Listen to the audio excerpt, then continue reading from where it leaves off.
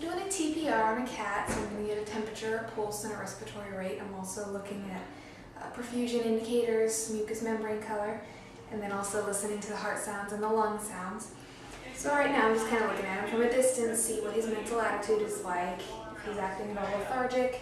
Right now he seems like he's bright, alert, responsive, acting normally.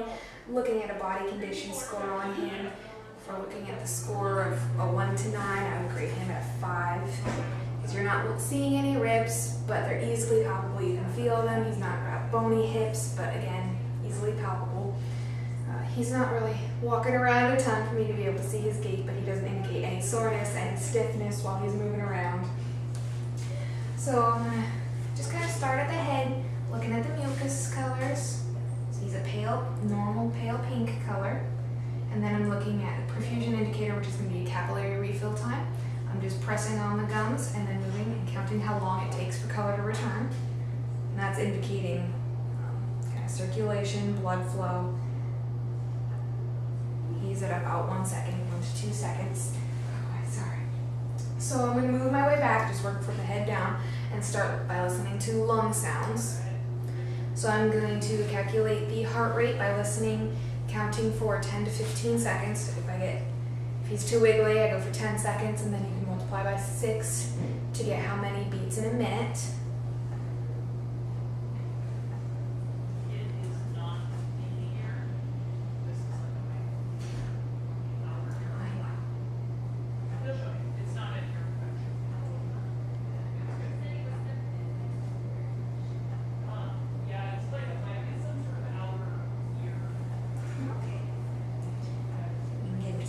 Just a little bit.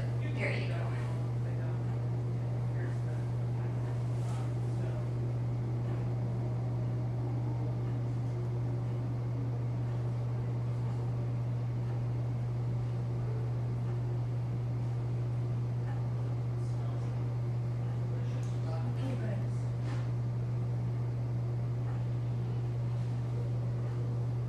So heart rate is at about 100 beats per minute. And then I'm going to just keep listening to the heart for a minute. I'm listening over my points of maximum intensity, or the PMI. So I'm listening over each of the valves. Got the mitral valve that I'm going to be able to hear on the left side. The tricuspid valve I'll be able to hear left and right a little bit. The aortic valve that I'll also be listening for. And then the pulmonary valve. I'm just listening over each of these, listening for any abnormal heart rhythms, abnormal beats, maybe any extras or dropped beats, making sure that it's consistent. And then I'll also feel the femoral pulse in the back leg and make sure it's matching up with each heartbeat that I can hear.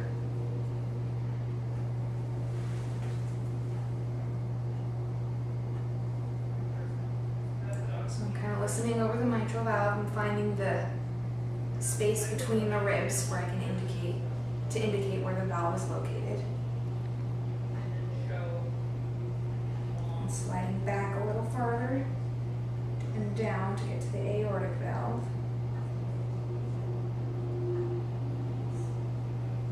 And then getting a pulse at the same time.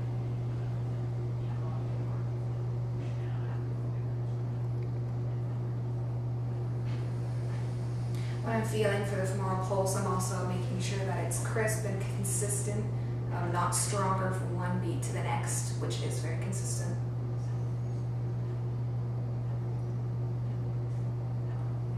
Listening over the pulmonary valve, or pulmonic valve, and then sliding down and back a little bit to listen to the tricuspid valve, just lower and right. He sounds really good.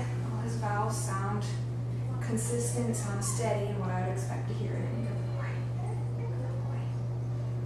Okay, so I'm going to move back a little further, start listening to the lungs. And that's going to give me the respiratory rate also, calculated the same way. Listen for 10 to 15 seconds, as long as he'll hold still for, to calculate my respiratory rate. And then I'm also going to listen to the different lung feels. So kind of in a grid over the lungs, I'll listen to the 6 points, listening for any crackling, any wheezing, any signs that respiratory difficulty or distress.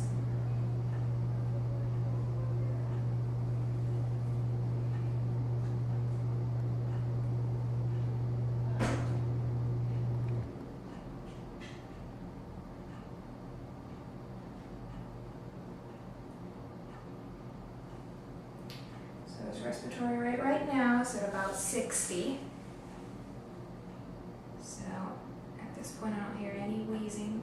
A little bit of purring, so I'm just going to kind of tickle over his nose.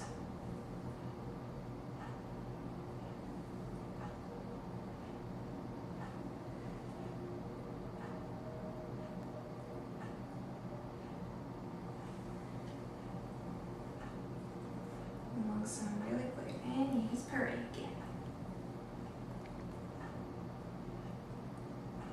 Here you go.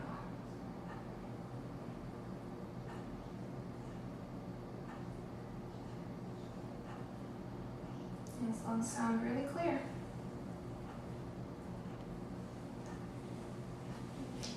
Alright, so the last thing I'll do for my TPR is just get a temperature. A little bit of lube on my thermometer.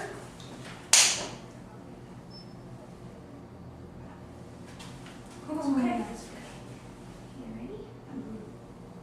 Sorry, buddy. It's okay. I know.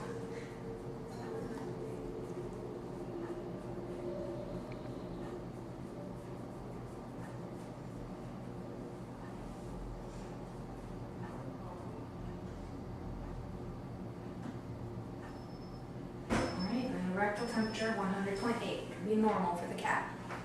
Alright, so these are what we can add into his medical record, and that's a TPR, heart rate, lung sounds for the cat.